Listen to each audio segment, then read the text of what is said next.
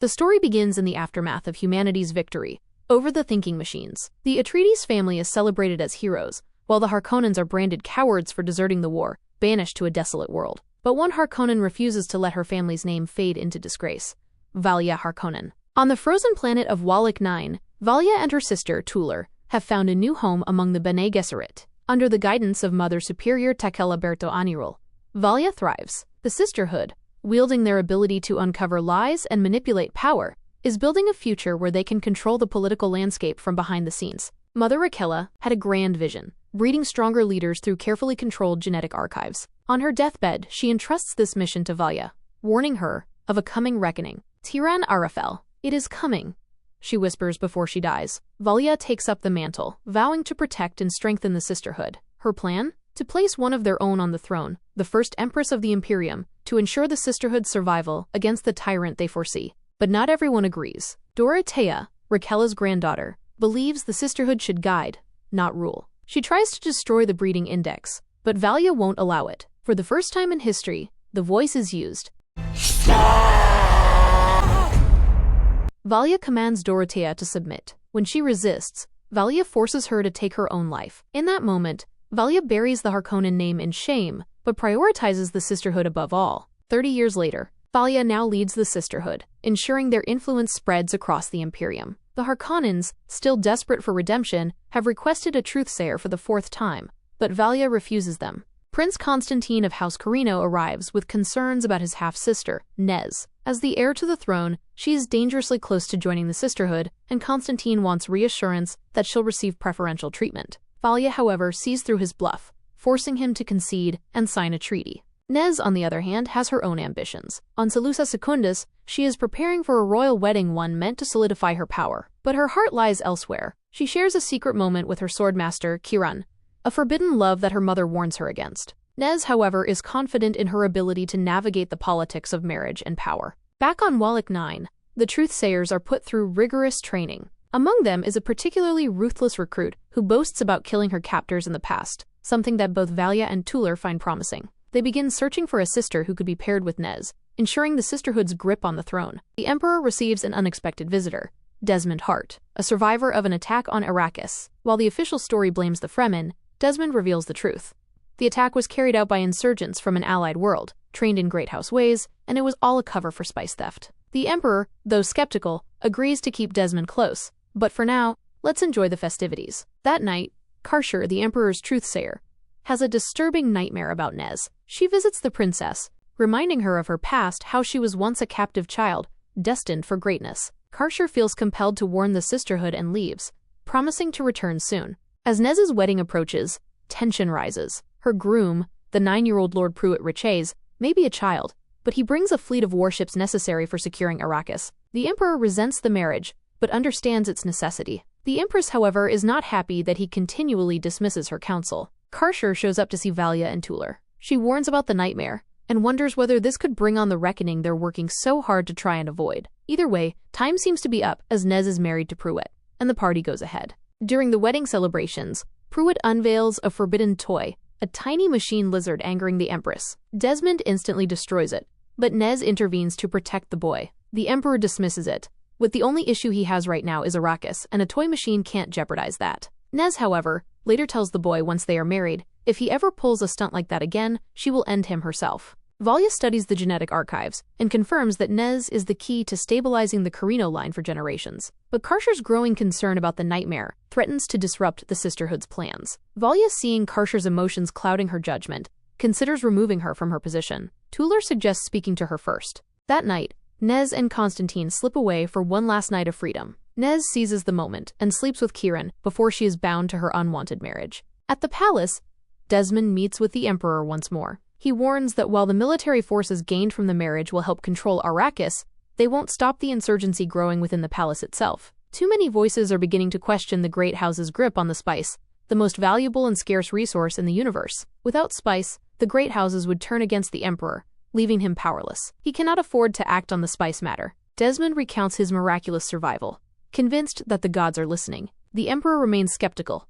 That's his wife's thing, not his. He jokes that if gods can save him from this wedding, maybe he'll start believing. That night, as the Emperor watches footage from Arrakis, Desmond finds Pruett, who is unable to sleep. Sitting beside him, he speaks with a chilling calmness. He tells the boy that there's an enemy within one that is controlling and manipulating how people think, shaping the fate of the Imperium from the shadows. To win a war, there must be a sacrifice, and that sacrifice is him, with nothing but his gaze. Desmond kills Pruett instantly. The boy screams in pain. Simultaneously, at Wallach 9, Karshar also screams in agony. Something unnatural is happening. She burns from the inside out. Valia watches in horror as Karshar dies before her eyes. As the kid dies, the wedding and the Sisterhood's decades-long plan descend into chaos. Karshar's body is examined, and while there's no evidence of an accelerant, her death right before the wedding reeks of assassination. The Sisterhood scrambles to regain control, but things only get worse when Valia receives devastating news. Paul Atreides is dead. She believes this is the prophecy coming true. Karshar is gone, and now the throne is more vulnerable than ever. Determined to protect the princess, Valia prepares to leave for Salusa Secundus with Sister Theodosia, who would be assigned to Nez. Before she goes, she instructs Tuller to convince Lila, a descendant of Mother Rakella, to undergo the agony, a painful process that could allow her to connect with their ancestors and reveal the answers they need. But there's a catch. If Lila survives, she may also uncover the Sisterhood's darkest secrets, including the murder of Dorothea. Tuller is torn, but Valia insists it's a risk they must take. Pruitt's father is furious, refusing to believe his son was killed by a mere toy. But the Empress dismisses it as a tragic accident, reminding him that thinking machines are unpredictable. Desmond meets with the Emperor, claiming he should be used as a weapon. After all this destruction was done for the Emperor's sake. But instead of being impressed, the Emperor is horrified and orders his arrest. Constantine has an intimate encounter with Pruitt's sister, Shannon Riches. But Shannon isn't interested in romance. She's using him for information. While high, Constantine lets it slip that a soldier is in custody.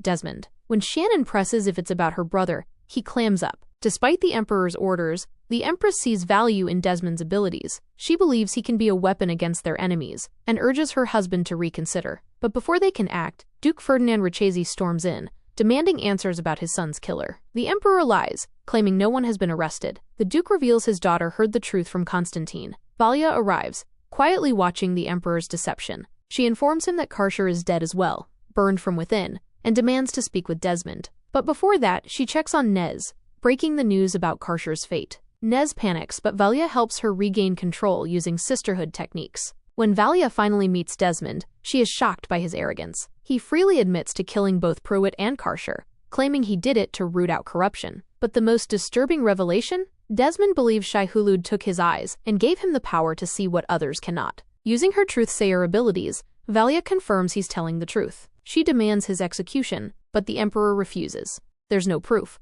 And these murders happened across the galaxies at the same time. Instead, the Emperor orders her to keep quiet, preventing widespread panic. Desmond is placed back into suspended animation for now. Kieran Atreides secretly provides throne room schematics to the rebel faction plotting against the Emperor. One of their key members? Sister Michaela, who has also been behind the rebel raids in Arrakis. Valia meets with Michaela, hoping to regain influence over the Emperor. The Sisterhood has always maintained order by playing both sides, supporting the noble houses, while also allowing rebellion to keep their power in check. But now, with Desmond threatening their grip on the Emperor, Valia needs a trump card. She asks Michaela for the names of the rebels involved in the Arrakis attacks, and Michaela delivers.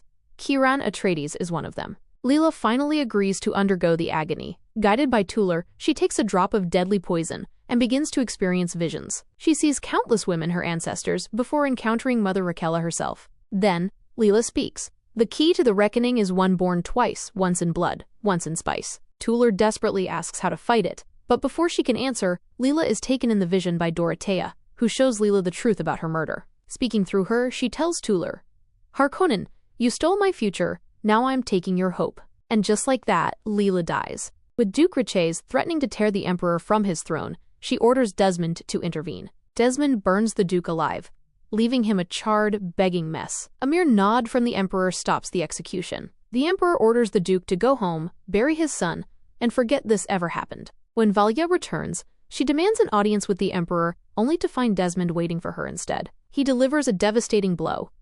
Her privileges have been revoked. The Sisterhood is being cast out of the palace, and he intends to destroy them completely. Desperate, Valia uses the voice, "Stop!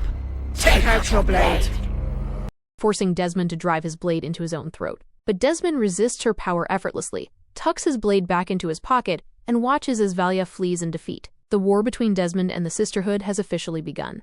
Valia leaves the palace, vowing that Desmond will learn his lesson. From there, we dive into a flashback to Valia's past, revealing how she became the woman she is today. On Lanky Vale, the homeworld of House Harkonnen, a young Valia and her family are having dinner. Their mother complains about the cut of meat Valia brought home from the market, but Griffin, Valia's brother, thanks his sisters for their efforts. Griffin is preparing to travel to Zemia to trade whale fur. Their uncle sees this as an opportunity to prove their worth and shove it in Vorian Atreides' face once Griffin makes his mark. Hearing the name Atreides, Valia suggests Griffin meet Vorian himself to restore their family status. Peddling whale fur can only take them so far. Their mother sees this as greed, but Valia refuses to let complacency destroy their family name. Griffin speaks with Valia privately, calling her extraordinary for always looking out for him, like when he nearly drowned in the lake and heard her voice in his head telling him to swim. He supports her plan and agrees to seek out Atreides. Unfortunately, Griffin never returns home alive. He is killed by the Atreides, and his body is brought back to Lanky Vale. His death shatters Valia, fueling her hatred for House Atreides. She tells Tuller to escape this nightmare of a planet. Valia joins the Sisterhood, where she becomes an acolyte, alongside Karshar and Francesca. She confesses that she once dreamed of being Griffin's truthsayer, but now that dream is gone. Her parents forced her into the Sisterhood after Griffin's death, wanting her gone. But Valia refuses to submit. She does not take the Sisterhood's vow, standing alone in the pouring rain, while everyone else submits and goes inside. Mother Rakella approaches her, but Valia uses the voice on her, commanding her not to move. Instead of punishing her, Rakella is impressed. She invites Valia inside, relating to her grief. Rakella also lost someone, her husband, who died in the Machine Wars. She tells Valia that she has the power to shape the Imperium, but only if she chooses to stay. Back in the present, Valia meets with the other Bene Gesserit sisters, who are panicking over the Emperor's decision to remove truthsayers from the palace. While they worry about their diminishing influence, Valia is already planning her next move. She will regain control over House Carino, while the others return to their noble houses. Michaela delivers a message from Tuller. Leela did not survive the agony. The message also includes a reference to the one born twice. Valia believes it refers to Desmond Hart, and immediately heads home. Tuller's past is revealed. After Griffin's death, her parents were consumed by grief, so she left Lanky Vale behind. She became involved with a man named Hurry and was determined to impress his family. Tuller is caring and merciful, bonding with a young boy in Hurry's family by teaching him how to care for animals. Hurry, seeing her kindness, proposes to her, and they make love. That night, his family celebrates outside, chanting Atreides, unaware of who Tuller really is. In the morning, Hurry is overjoyed, telling Tuller that his family will be thrilled to have her join their Atreides lineage. But Tuller finally reveals the truth. Her real last name is Harkonnen. Hurry, deeply in love, insists that their ancestors' feud does not matter. But Tuller disagrees. Griffin would still be dead, and it would still be an Atreides blade that killed him. Then, Hurry notices something eerie. It is too quiet. When he steps outside, his entire family is dead. Tuller poisoned them all the night before. As Hurry turns back in shock, she stabs him in the neck, killing him too. However, she spares the young boy, the one she bonded with. Back in Valia's past, Rakella takes her deep into the tunnels, explaining the bloodline indexing and the Sisterhood's genetic manipulation. Valia later tells Karshar and Francesca that Rakella is about to name her successor. She also demonstrates the voice, impressing them both. They beg her to teach them. Rakella ultimately chooses two candidates, Valia and Dorothea, the two strongest among the acolytes. To become Reverend Mothers, they must undergo the agony. However, Valia cannot go through with it. Rakella receives word from Tuller. The feast is over. This coded message confirms that Tuller has avenged Griffin by slaughtering the Atreides family. Realizing Valia has unfinished business, Rakella grants her permission to leave, but warns that if she returns, it must be as a Reverend Mother or not at all. She gives Valia a poison vial for her journey. Back in Lanky Vale, Valia reunites with Tuller, who tells her the mission is complete. But their parents are furious. They blame Valia for leading Tuller down this dark path. In a moment of rage, Valia uses the voice on her mother, commanding her to pick up a knife, but she stops herself just in time. She then takes the vial given to her by Rakella, unlocking her mind alone on a cliffside. She fights through the pain, following the light. Just as she nearly succumbs, Tuller finds her and begs her to wake up. Hearing Tuller's voice, Valia survives. Tuller, realizing she has no future on Lanky Vale, decides to join Valia in the Sisterhood. She asks Valia to promise that this will be a fresh start. Back in the present, the Sisterhood mourns Leela's death, but tensions are rising. Many believe that Leela was just a pawn in Valia's game. Tuller, however, refuses to accept Leela's death. She takes Leela's body to the archives, hooking her up to machines and attempting to revive her with spice. Valia's next move begins. She arrives at House Harkonnen, ready to put her next plan into action. Emmeline is trapped in a horrific nightmare. But she's not alone. Every acolyte is plagued by nightmarish visions, and in her sleepwalking state, Emmeline nearly slits her own throat. She's saved at the last moment by Jen. The acolytes, disturbed and desperate for answers, report their experiences to Tuller. But Emmeline has other concerns. She confronts Tuller about Dorothea's death, and while Tuller insists that Dorothea took her own life in grief, Emmeline secretly uses the truth sense on her. Unfortunately, Tuller catches her in the act, forcing Emmeline to back down and apologize. Still, suspicion lingers. Valia returns to House Harkonnen, where her great-uncle is far from welcoming. He blames her for Pruitt's death, and believes she's only come back now that it suits her. But Valia has a plan, one that could elevate House Harkonnen's status. She proposes securing a truthsayer for the family, and not just any truthsayer, herself, the Mother Superior. This move would drastically increase their influence, but the final decision isn't up to her great-uncle. It falls to Harrow, her nephew, the newly appointed Baron of House Harkonnen. Valia expertly manipulates him, playing on his desire for respect. To sweeten the deal, she promises to secure him a seat at the High Council, an honor House Harkonnen hasn't had in years. Nez confronts her family about Pruitt's murder. She pieces together the truth.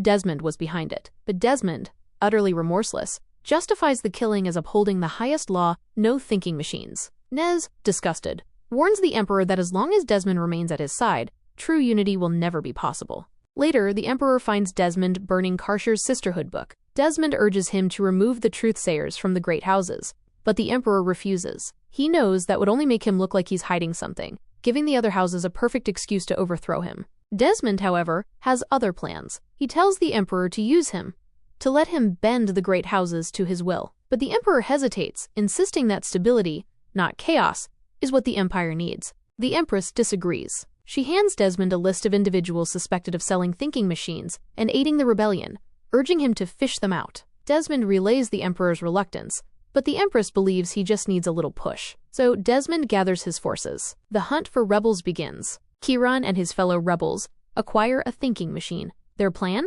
Smuggle it through the palace vents and unleash it at the High Council, marking the transition from resistance to full-blown rebellion. Sister Michaela, working as a spy, gets a word to Valia, who hatches a plan to save the Emperor during the council meeting, kill the machine, and deliver Kieran as a traitor. It's all part of her long game to regain influence in the palace and, ultimately, deal with Desmond. But first, she needs to get Harrow on the High Council. To make it happen, Valia orchestrates a whisper campaign against the Emperor. She spreads rumors that House Atreides was threatened and that Pruitt's death was a cover-up. The Empire's leaders grow uneasy, but no one dares make a formal accusation. It would mean challenging the Emperor, an act of treason, unless someone desperate enough takes the risk. Valia nudges House Harkonnen, the disgraced family looking for a way back into power. At home, Harrow grows impatient, questioning Valia's influence when no news from the High Council arrives. Then, at that exact moment, an invitation arrives. Smirking, Valia simply asks, "You were saying?" With House Atreides out, Harrow is offered a seat on one condition: launch a formal inquiry into Pruitt's death and publicly accuse the Emperor. A dangerous move, but one Valia urges him to accept. Tuller turns to Spice to find answers for the Acolytes' nightmares. She instructs them to take it and draw what they see. At first, everything seems controlled until the women spiral into hysteria, unable to wake from their visions. When they finally regain their senses, they all realize they've drawn the same thing: two glowing eyes. Emmeline, deeply disturbed, believes this is no coincidence. She sees it as a sign of divine judgment. A reckoning is coming. At the High Council meeting, all the key players are in place. Kieran prepares to activate the thinking machine, but before he can, Harrow steps forward and hesitantly launches the inquiry into Pruitt's death. His voice wavers. He's losing his nerve. Then, Nez steps in. Unlike Harrow, she doesn't hesitate. She publicly accuses Desmond of Pruitt's murder. Desmond doesn't deny it. Instead, he justifies it. Pruitt broke the highest law by using a thinking machine. To prove his point, Desmond reveals the captured rebels and the machine Kieran planned to unleash. He crushes it before the council, ensuring it will never be used. With the Emperor watching, Desmond calls for swift action. To make an example, the rebels and one of the lords are publicly executed. But the moment doesn't end as Desmond planned. After carrying out the brutal display, he weakens, and blood seeps through his back. Valia, always watching for an opportunity, discreetly collects a sample of his blood. As Valia and Harrow return home, their great-uncle greets them with scorn. He mocks Harrow for trusting Valia. insisting she will only bring ruin to House Harkonnen. Unbothered, Valia has other priorities. She secretly sends the blood sample she collected from Desmond to Tuller, instructing her to trace his ancestry. The Emperor checks in on Desmond, clearly worried about his condition. If there was ever any doubt, it's gone now. Desmond has his claws deep in the Emperor's rule. At the Sisterhood, Tuller sits by Leela's machine, begging her to wake up, but she's interrupted by Emmeline, who finally speaks her truth. She accuses Tuller of murdering Dorothea and vows to expose her. As she turns to leave, Tuller rushes forward, slitting Emmeline's throat. But then, sandworms rise from the depths, swallowing everything whole. Tuller wakes up in a panic. It was all a dream. She looks over at Leela's machine, but Leela is gone. She scrambles to find her, eventually activating Anirul, the ancient thinking machine, buried beneath the Sisterhood's halls. As Anirul hums to life, casting light through the tunnel, Tuller finally spots Leela, awake. She rushes forward and embraces her. Back at House Harkonnen, Valia faces her great-uncle, who spits venom at her. He calls her a murderer, blaming her for Griffin's death and the family's decline. But Valia stands firm. She calls the Harkonnens cowards, undeserving of power. Then, in a final act of cruelty, she denies her great-uncle his medication, watching as he succumbs. If they had followed her, she says, it wouldn't be the Sisterhood with all the power. It would be House Harkonnen. A portrait of Griffin looms over her, a constant reminder of her guilt. She's carried the weight of his death for too long. But then, Sister Theodosia shapeshifts to Griffin. The face dancer, now wearing Griffin's face, absolves Valia of his death. It was never her fault. Then, just as quickly, she shifts back. Desmond presents his army to the Emperor. The Emperor speaks to them all about defending their values, and declares that this elite regiment, led by Desmond himself, will eradicate treason and serve his house. Desmond happily obliges, starting with rooting out those who threatened the Emperor's rule. One of the truthsayers, Francesca, arrives. She's here to see her son, Constantine, and there's obvious tension between her and the Empress. The acolytes bombard the sisters with accusations, claiming they're lying to them. Tuller shuts it down, telling them to find their resolve, remember their duty, or leave. Tuller takes Sister Jen underground. She asks if Jen has been experiencing the nightmare, but Jen says she hasn't. Tuller shows her Leela, who is locked up. Together, they tie her up, because Leela woke up as one of her ancestors, not herself. Tuller asks Jen to stay with her while she tends to other matters. Constantine speaks to his mother. They catch up, and he tells her about Karshar. Harrow meets with Desmond and apologizes for what happened at the council meeting. He tries to play it off as misguided advice from Valia and wants to make amends. Desmond questions him about the Sisterhood's tie to the rebellion, but Harrow doesn't know. To prove his loyalty, Desmond tasks Harrow with bringing him evidence that connects Valia to the rebellion. Harrow, in turn, mentions an underground tunnel used to smuggle goods. He believes that if the smugglers are tortured, they will reveal the names of the insurgents and their allies. Desmond says it's a start, but to fully clear Harrow's name, he needs proof that Valia is involved. Francesca confronts Valia, thinking Constantine invited her only to realize it was Valia who forged the letter in Constantine's name. Valia admits she didn't want the Emperor knowing she summoned Francesca. Valia reveals her plan. Take out Desmond Hart, but she needs Francesca to guide the Emperor back to the Sisterhood, as his faith in them has wavered, due to Desmond's influence. She also wants Nez to go to Wallach 9 as planned, and suggests Constantine as the new Bashar of the Emperor's regiment.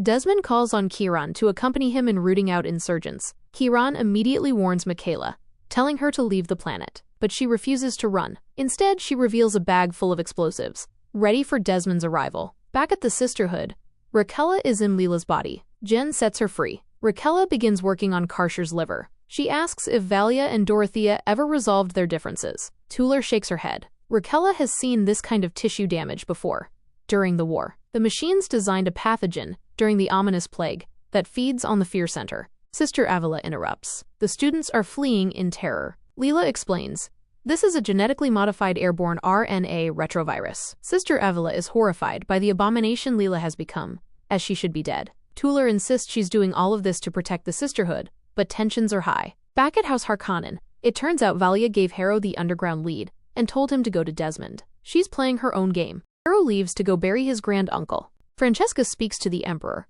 advocating for Constantine to have more responsibilities. The Emperor kisses Francesca, but she stops him, not wanting to drive a wedge in his marriage. Desmond visits Michaela's bar, unaware that she has rigged the place with explosives. He orders his men to search everywhere. Under the bar, Kieran sets up the explosives. As Desmond's men storm the basement, Kieran fights his way out and detonates the bomb, but not before Desmond finds Michaela's Sisterhood attire. As they escape, Kieran notices Michaela's blade. Realization dawns she's one of the sisters. She's been betraying him all along. Feeling betrayed, Kieran parts ways with Michaela, choosing to go it alone. Sister Jen questions Tuller, asking if Leela is just a pawn. Tuller responds, "Sacrifices must be made in war." Jen then asks what she herself has sacrificed. Tuller simply replies, "More than you can ever imagine." Desmond survives the blast, shielding himself from the worst of the impact. When Michaela checks the aftermath, she realizes Desmond is missing. She delivers the bad news to Valia, but Valia had a backup plan. Michaela was just a distraction while Francesca worked her magic. Michaela is furious, years of effort wasted for nothing. Valia tells her to go to their safe house on Arrakis. Michaela says she won't betray her people. She's from Arrakis, and anything that involves harming them is off limits. Theodosia reminds her that the Sisterhood is her people. Michaela scoffs, "Let's see how long you remain naive, acolyte." Later, Constantine finds evidence of Kieran's betrayal, the palace schematics he copied for the rebellion. Valia probably left them for him to find. He confronts Kieran, leading to his arrest by Imperium guards. At dinner, the Emperor praises Constantine for his service, rewarding him with a transfer to Arrakis with the Great Fleet. Of course, this is a political move to get a truthsayer back in the palace. The Empress and Nez are furious. Tuller runs Desmond's DNA through Anirul's database, cross-referencing his genetic markers. His lineage is revealed, Atreides, and Harkonnen blood flows through his veins. Anirul's system generates an image of him as a baby. Tuller gasps. The Empress later visits Desmond. She confesses that the Sisterhood took everything from her. Francesca is the love of the Emperor's life. The Empress asks Desmond what happened to him. He reveals that the woman who gave birth to him was a sister who abandoned him to live among scavengers. The Empress kisses him. "Let's rid the Imperium of all of them," she whispers. The season finale of Dune Prophecy opens with a critical flashback, revealing the cover-up following Valia's murder of Dorothea. Francesca and Karshar were present and quickly aligned their story, claiming Dorothea took her own life out of grief for Raquel's death. This version is technically true enough to withstand truth-sense interrogation. However, Tuller is uneasy with the deception. When she expresses her reluctance, Valia reassures her, insisting that there was no other choice. Tuller then makes a shocking revelation: she is pregnant. She acknowledges that the conception was consensual and affirms her intent to keep the child. Valia promises to support her, believing that once she becomes Mother Superior, they'll have full control over their own decisions. Present day. Sister Nasir, the lab expert, discovers that Karshar took longer to succumb to the virus compared to others, suggesting the virus could be fought.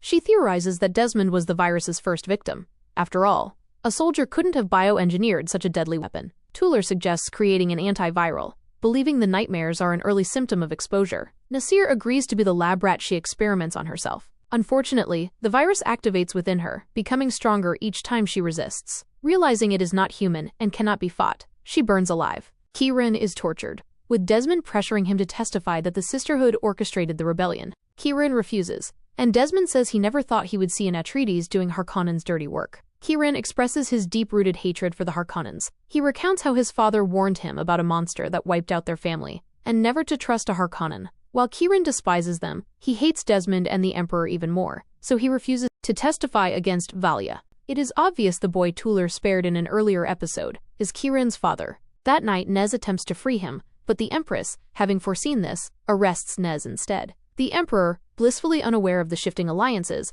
is enjoying his time with Francesca when he hears about Nez's arrest. Francesca tells Valia, who declares that the Emperor's reign is over. Francesca reveals that the Emperor intends to divorce the Empress and make her his new consort. Valia warns that such a move would destabilize the Imperium, shaking its foundations. She urges Francesca to see the bigger picture, but Francesca is hesitant. After all, the Emperor is the father of her son. But Valia is unmoved, reminding her that she always knew this day would come. A flashback reveals Valia introducing her allies, Francesca, Karshar, and Tuller, to Anirul and the Bene Gesserit breeding program. The program identifies an ideal genetic pairing, Haviko Corino and Natalia, meant to produce the next emperor. Francesca is assigned to imprint on Haviko, ensuring his future loyalty. Valia asks Anirul to show Tuller what a child of Harkonnen and Atreides lineage would become. The vision revealed a boy with immense potential. Shockingly, the image matches that of Desmond Hart as a child. It is then confirmed. Desmond is Tuller's son. In the present, Tuller discusses Nasir's last words with Anirul. The virus is not a natural disease. It is a dormant technology embedded within human cells, activated at will. If Desmond can trigger it, there must be a way to disarm him. Anirul suggests a straightforward solution: eliminate Desmond. However, Tuller refuses. Desmond was not born as a weapon. He was turned into one. She resolves to confront him herself. Leela, now possessed by Dorothea's consciousness, tricks Jen into loosening her restraints and escapes. She discovers that Valia has assumed the role of Mother Superior, seeking out her remaining loyalists.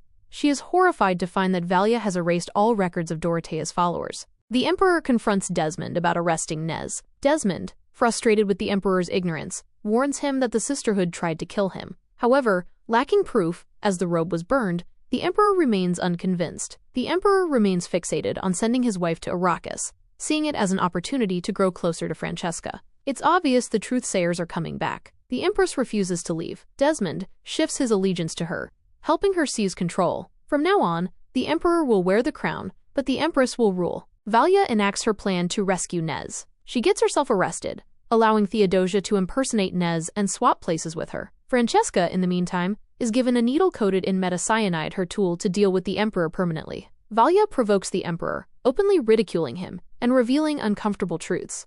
Francesca was sent to him as part of a larger scheme, and his power has always been an illusion. Enraged, the Emperor arrests her, unwittingly setting the next phase of her plan into motion. Valia is thrown in a cell with Nez and Kieran, but she uses the voice on a guard to set her free. Nez refuses to leave without Kieran, but as they set Kieran free, Desmond deduces Valia's plan when he is told she has been arrested and locks down the palace. As they escape, Theodosia sacrifices herself to buy them time. Disguised as a wounded guard, she gets close enough to stab Desmond, declaring, "Sisterhood above all." Desmond stabs her and watches in shock as she shifts back to her true form. Francesca couldn't go through poisoning the Emperor, but the Emperor, realizing he has never had true freedom, takes his own life. While still grieving, the Empress turns on Francesca, using the poison needle on her. She allows the Emperor to die and screams, "The Emperor has been murdered." She's most likely going to frame Francesca for his murder. Another flashback reveals Valia's fateful encounter with Dorothea's loyalists. Faced with their refusal to recognize her authority, she and her followers use the voice to command their mass suicide. Except for Sister Avila, who submits. Leela, still controlled by Dorothea, exposes Valia's betrayal. She drains the dam at the center of the Sisterhood building, revealing the mass grave of Dorothea's faithful. She then leads the sisters into the basement and destroys Anirul, declaring that the Sisterhood has lost its way. On her way to confront Desmond, Tuller recalls giving birth. Valia had planned to use the child as a political pawn, but Tuller secretly switched her son for a stillborn, ensuring he would have a chance at a free life. She and Francesca handed the baby to a woman with kindness in her eyes, believing he would be safe. Harrow, who once left home to bury his great-uncle, had secretly recorded everything Valia did from the day he left, using the recording device Desmond gave him. Bro was playing both sides the whole time? As Valia, Kieran, and Nez flee, Desmond pursues them. At a fueling station, Valia holds off his forces alone, using her mastery of the voice to make his soldiers defend her. Desmond is ultimately forced to kill his own men to stop her. Valia challenges him to reveal her fate. Desmond then activates his virus-infected eyes against Valia, sending her into a terrifying hallucination. She relives the moment Griffin drowned, but this time, he dies. Her biggest fear. Just as she begins to succumb, Tuller arrives, guiding her out of the hallucination. Overcoming her fear, Valia sees beyond the eyes everyone else has been seeing. His eye was modified by someone to become a living weapon using a thinking machine, but she cannot determine who did it. Nez and Kieran fight their way through an ambush, proving that Kieran's training has paid off. Meanwhile, Desmond collapses from the strain of activating his virus. Valia prepares to kill him, but Tuller stops her using the voice. She finally confesses Desmond is her son. Tuller tells Valia she has given her everything, but she will not give up her son. When Valia asks Tuller why she lied to her and if she sees her as a monster, Tuller simply replies, "We are the same. We are wolves." Valia believes by giving him away, Tuller has only handed him over to another player, one they do not yet understand. But Tuller is determined to save her son. As the episode ends, Desmond embraces his mother, but he still has to do his duty. He arrests her. Valia, Kieran, and Nez arrive on Arrakis, setting the stage for what's to come. Who is the hidden force that turned Desmond into a living weapon? And will he stand with the Sisterhood against them? Season 2 can't come soon enough. Don't forget to like and subscribe for more recaps.